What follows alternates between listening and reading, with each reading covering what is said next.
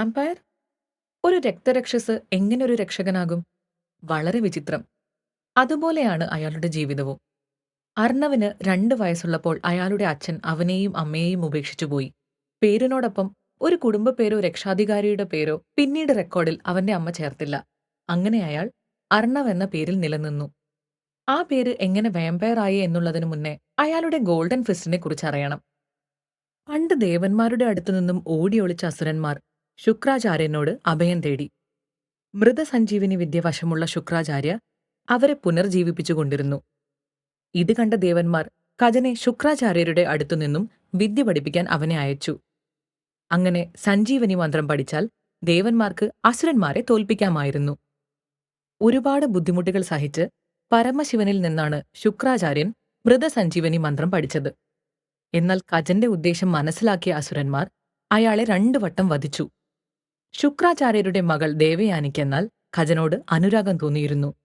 അതിനാൽ അവൾ അച്ഛനെക്കൊണ്ട് 2 തവണയും ഖജനെ പുനർജീവിപ്പിച്ചു. ഇത് മനസ്സിലാക്കിയ അസുരന്മാർ 3-ാം തവണ ഖജനെ ചുട്ടെരിച്ചു. ആ ചാരം ശുക്രാചാര്യന് പാനീയത്തിൽ കലക്കിക്കൊടുത്തു.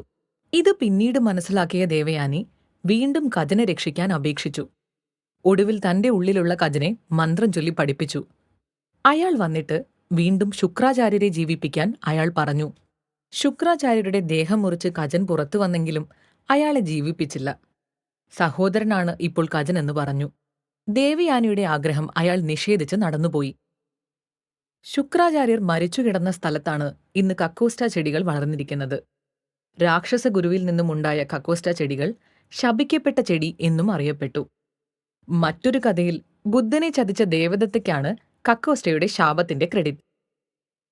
ശുക്രാചാര്യരുടെ വയറ്റിൽ ദഹിക്കാതെ കിടന്ന ഖജനെ പോലെ ദഹിക്കാത്ത കുറെ കഥകളുണ്ട് കക്കോസ്റ്റയ്ക്ക്. എന്തായാലും വ്ളാഡിമാർ കാർലോസ് ഒരു ഹെർബലിസ്റ്റ് കൂടിയായിരുന്നു. കക്കോസ്റ്റയിൽ മോഡേൺ സയൻസിന്റെ സഹായത്താൽ അയാളൊരു സെറം ഉണ്ടാക്കി. ഒരു സൂപ്പർ സോൾജിയർ സിറം അഥവാ വാമ്പയർ സിറം. ഈ സെറം നൽകപ്പെട്ട 3-ാമത്തെയാളാണ് അർണവ്. ആദ്യം പരീക്ഷിച്ചയാൾ 1.5 വർഷത്തിൽ മരിച്ചു. രണ്ടാമത് വ്ളാഡിമാറിന്റെ അസോസിയേറ്റ്സ് ആയ ഷബാന ഖാനിന്റെ ഭർത്താവിൽ. അയാളും ഒരു ആർമി ഓഫീസർ ആയിരുന്നു. എന്നാൽ 8 വർഷത്തിനു ശേഷം അയാളും മരിച്ചു. തന്റെ ശക്തി അമിതമായി ഉപയോഗിച്ചതാണ് കാരണം. ഡ്രഗിൽ ഉപയോഗിച്ചിരിക്കുന്ന വയോപിൻ മനുഷ്യ ശരീരത്തെ ബാധിക്കും. എത്ര ശുദ്ധഹൃദയനാണേലും ഗോൾഡൻ ഫിസ്റ്റിനെ നമ്മൾ കൺട്രോൾ ചെയ്യാൻ വിട്ടാൽ അത് നമ്മളെ തന്നെ കറപ്റ്റാക്കുമെന്ന് വ്ളാഡിമാർ പറഞ്ഞിരുന്നു. Yes, cursed power. ഹൈ എജിലിറ്റിയും ഷാർപ്പ് ഹിയറിംഗും എല്ലാം മറ്റു ഗുണങ്ങൾ. നല്ല മനക്കരുത്തുള്ളയാൾക്ക്, ഈ പ്രശ്നങ്ങൾ നേരിടാൻ കഴിയുന്ന ഒരാൾക്ക് ഇതുപയോഗിക്കാം. അർണവായിരുന്നു പെർഫെക്റ്റ് കാൻഡിഡേറ്റ്. അയാൾ വളരെ വേഗം ഇത് ഉപയോഗിക്കാൻ പഠിച്ചു. ആവശ്യമില്ലാത്തയിടത്ത് ഉപയോഗിക്കാതിരിക്കാനും.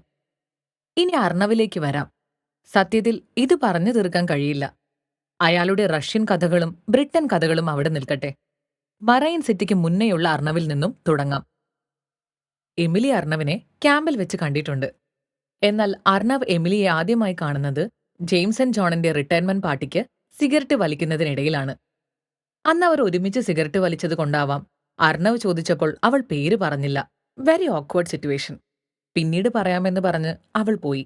പക്ഷേ ഇതിന് പിന്നീട് വലിയ വില കൊടുക്കേണ്ടി വന്നിട്ടുണ്ട് 2 പേർക്കും. ഇന്ത്യയിൽ കുറച്ച് ഡിഫൻസ് ഓഫീസേഴ്സാണ് ഉള്ളത്. വളരെ ക്രൈം കൂടിയ സ്ഥലത്തോ എമർജൻസി സിറ്റുവേഷൻ ഉള്ള സ്ഥലത്തോ പട്ടാളക്കാരനായ വ്യക്തിക്ക് പോലീസ് സ്റ്റേഷന് ചാർജ് കൊടുക്കും. അങ്ങനെ 2018-ലെ വെസ്റ്റ് ബംഗാൾ ഭൂട്ടാൻ അതിർത്തി പ്രദേശമായ കലിംപോങ്ങിൽ കുടിയേറ്റക്കാർ കൂടുതലുള്ള സ്ഥലമാണ്. അവിടുത്തെ ഒരു ഗ്രാമം അടക്കി ഭരിച്ചിരുന്നത് നൊട്ടോറിയസ് 20 എന്ന് പോലീസ് റെക്കോർഡിൽ ഉണ്ടായിരുന്ന 20 പേർ അടങ്ങുന്ന സംഘമാണ്. അവർ തന്നെ അവിടുത്തെ ഗുണ്ടകളും പോലീസും വക്കീലും കോടതിയുമെല്ലാം. അവർ പറയുന്നത് അവിടെ കൃഷി ചെയ്യണം, വിറ്റിട്ട് പകുതി കാശ് കരം കൊടുക്കണം, കൊടുത്തില്ലേൽ അതിനുപദ്രവം.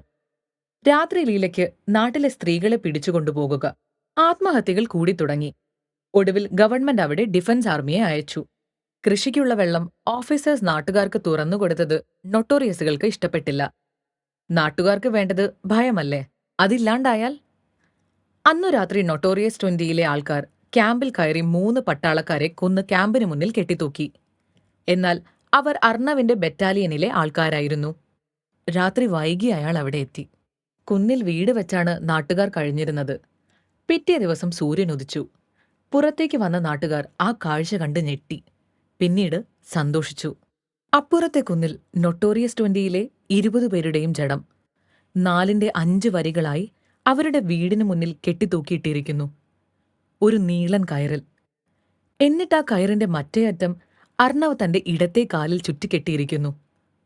ലാഘവത്തോടെ ഇരുന്ന് ആ കല്ലിൻ മുകളിൽ സിഗരറ്റ് വലിച്ചിരിക്കുന്ന അർണവിനെ ഇപ്പോഴും നാട്ടുകാർ ഓർക്കുന്നു.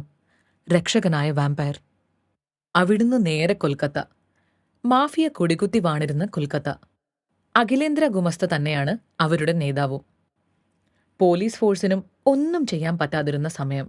അഖിലേന്ദ്ര ഗുമസ്തയ്ക്ക് ഒരേ ഒരു മകൻ, സൂര്യവംശി ഗുമസ്ത. ഒരു വളർന്നു വരുന്ന ക്രിമിനലും നെക്രോഫീലിയാക്കും. അവിടുത്തെ ഹെബുള്ളി സ്റ്റേഷനിലേക്ക് അർണവ് ചാർജ് എടുത്തു.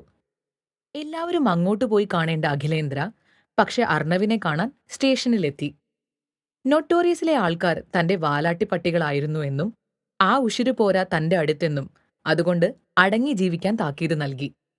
എന്നാൽ അത് അർണവ് ചെവി കൊണ്ടില്ല എന്ന് എല്ലാവരേക്കാളും അഖിലേന്ദ്രയ്ക്ക് മനസ്സിലായി. സ്വന്തം മകൻ സൂര്യവംശിയെ പൊളിറ്റിക്സിലേക്ക് ഇറക്കാൻ അഖിലേന്ദ്ര ആഗ്രഹിച്ചിരുന്നു. ഒരു തുടക്കത്തിനായി പോലീസിലെ civil volunteer in Kolkata police welfare വിങ്ങിലേക്ക് അവനെ അയച്ചു. ഹെബുള്ളിയിലെ അമാൽഡ ജോൺ മെമ്മോറിയൽ ഹോസ്പിറ്റലിൽ പോലീസ് വോളണ്ടിയറായി അവൻ കയറി. നെക്രോഫീലിയ അഡിക്റ്റായ അവൻ ഹോസ്പിറ്റലിൽ മോർച്ചറി ദുർവിനിയോഗം ചെയ്തു. ഡോക്ടേഴ്സിനും സ്റ്റാഫ്സിനും ഡ്രഗ്സ് വിൽക്കാൻ തുടങ്ങി.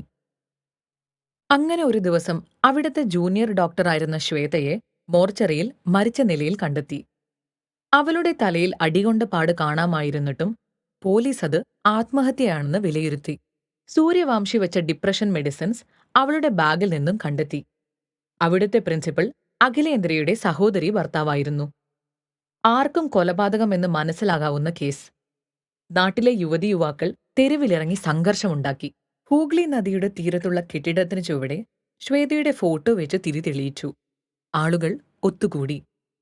കേസ് അന്വേഷിച്ച അർണവ് CCTVയിൽ സൂര്യവംശിയെ കണ്ടതായും കൂട്ടുകാരികളിൽ നിന്നും മരിച്ച ശ്വേതയെ പുറകിൽ നടന്ന് ശല്യം ചെയ്യാറുണ്ടെന്നും വീടുവരെ അവളെ ഫോളോ ചെയ്ത് രാത്രി കുടിച്ച് അങ്ങോട്ടേക്ക് കയറിച്ചെല്ലാറുണ്ടെന്നും മനസ്സിലാക്കി. ശ്വേത അയാളുടെ പ്രണയാഭ്യർത്ഥന നിരസിച്ചതും അയാളുടെ ഡ്രഗ്സ് വിൽപ്പന പ്രശ്നമാക്കിയതുമെല്ലാം കൊണ്ട് അയാൾക്ക് ശ്വേതയിൽ ദേഷ്യമുണ്ടായിരുന്നെന്ന് കണ്ടെത്തി. സൂര്യവംശിയുടെ ഹിസ്റ്ററി തപ്പിപ്പോയ അർണവ് അയാളുടെ നെക്രോഫീലിയ അഡിക്ഷനും കണ്ടെത്തി. അർണവ് അയാളെ അറസ്റ്റ് ചെയ്തു. എന്നാൽ അർണവ് ഞെട്ടിയത് കോടതിയിലാണ്. ഡോക്ടറും ശ്വേതയുടെ അച്ഛൻ വരെ മൊഴി മാറ്റി. ജാമ്യം കൊടുത്ത് അയാൾ പുറത്തിറങ്ങി. അഖിലേന്ദ്ര കോടതിയിലെത്തി അർണവിനോട് പറഞ്ഞു, സൂയിസൈഡാണ് സൂയിസൈഡ്. കൂടെ വീണ്ടും താക്കീത്.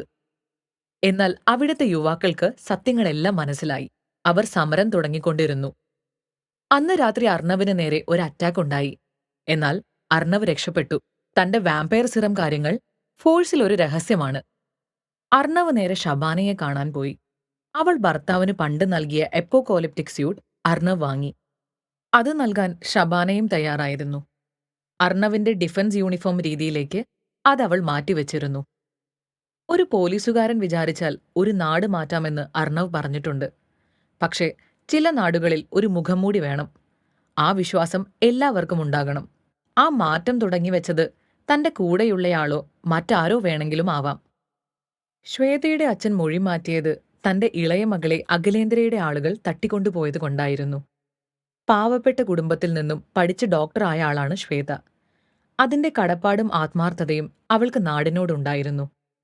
അന്ന് രാത്രി പബ്ബിൽ ഉല്ലസിച്ച് നടക്കുകയായിരുന്നു സൂര്യവംശി. തന്റെ വാമ്പയർ സ്യൂട്ട് ധരിച്ച് അർണവന്ന് പുറത്തിറങ്ങി. രാത്രിയിലിറങ്ങുന്ന രക്തരക്ഷസ്. പിറ്റേ ദിവസം ഹ്യൂഗ്ലി നദിയുടെ ബിൽഡിങ്ങിന് മുകളിലേക്ക് സൂര്യപ്രകാശം അടിച്ചു വന്നപ്പോൾ ശ്വേതയുടെ ഫോട്ടോയ്ക്കരികിൽ കൂടിയിരുന്നവർ ആ കാഴ്ച കണ്ടു. സൂര്യവംശി മരിച്ച നിലയിൽ ബിൽഡിങ്ങിന് മുകളിൽ നിന്നും താഴേക്ക് തൂങ്ങിക്കിടക്കുന്നു.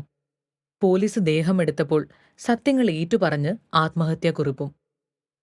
മോർച്ചറിയിലേക്ക് കയറി വന്ന ശ്വേത അവന്റെ നെക്രോഫീലിയ ആക്ടിവിറ്റി നേരിട്ട് കണ്ടതിനെ തുടർന്നാണ് അവളെ കൊന്നതെന്നും മരിച്ചതിനു ശേഷം റേപ്പ് ചെയ്തെന്നും മീഡിയയെ അറിയിച്ചു.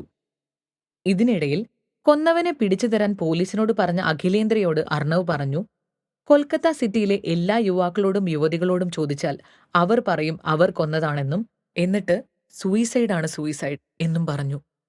പിന്നീട് ശ്വേതയുടെ അനിയത്തിയെ ഒരു ക്രൂയിസിലാണ് ഒളിപ്പിച്ചു വെച്ചിരിക്കുന്നതെന്ന് അറിഞ്ഞു. മുഖംമൂടിയിട്ട അർണവ് അവിടെയും എത്തി കുട്ടിയെ രക്ഷിച്ചു. ക്രൂയിസ് കരയ്ക്കടുത്തപ്പോൾ അഖിലേന്ദ്രയുടെ ഗുണ്ടകൾ അതിൽ മരിച്ചു കിടക്കുന്നു. എല്ലാവരുടെയും കഴുത്തിൽ ഒരേപോലത്തെ മുറിവിന്റെ പാടുകൾ. കഴുത്തിൽ നിന്നും ചോര ഒലിച്ചാണ് എല്ലാവരും മരിച്ചിരുന്നത്. ആ ക്രൂയിസിന്റെ പേരും വളരെ വിചിത്രമായിരുന്നു, നൊസ്ഫെറാറ്റു. റൊമാനിയനിൽ ആ വാക്കിന്റെ അർത്ഥവും രക്തരക്ഷസ് എന്ന് തന്നെ. അങ്ങനെ ആ രക്ഷകനും അവർ ഒരു പേരുമിട്ടു, വാമ്പയർ. അങ്ങനെ വർഷം 2019 എത്തി. തന്റെ ജീവിതത്തിലെ ഏറ്റവും വലിയ മിഷനു വേണ്ടി ജെയിംസ് ജോൺ അർണവിനെ അങ്ങോട്ടേക്ക് അയച്ചു. ചരിത്രത്തിലെ ഏറ്റവും കറുത്ത അധ്യായത്തിന് തുടക്കമായ മറൈൻ സിറ്റിയിലേക്ക്. ഷാൻഗ്രിലയിലേക്ക് നമ്മൾ പോകുന്നതിനു മുന്നേ നിങ്ങളിനി ജനസിസ് ദിവസത്തെക്കുറിച്ച് അറിയണം. അതിനെല്ലാം മുന്നേ അഖിലേന്ദ്രയ്ക്ക് എന്ത് നടന്നെന്നറിയണ്ടേ? മകൻ മരിച്ച് 1.5 മാസത്തിനു ശേഷം അഹമ്മദാബാദിലെ ഒരു റിസോർട്ടിൽ മരിച്ചതായി കണ്ടെത്തി. സൂയിസൈഡാണ്, സൂയിസൈഡ്.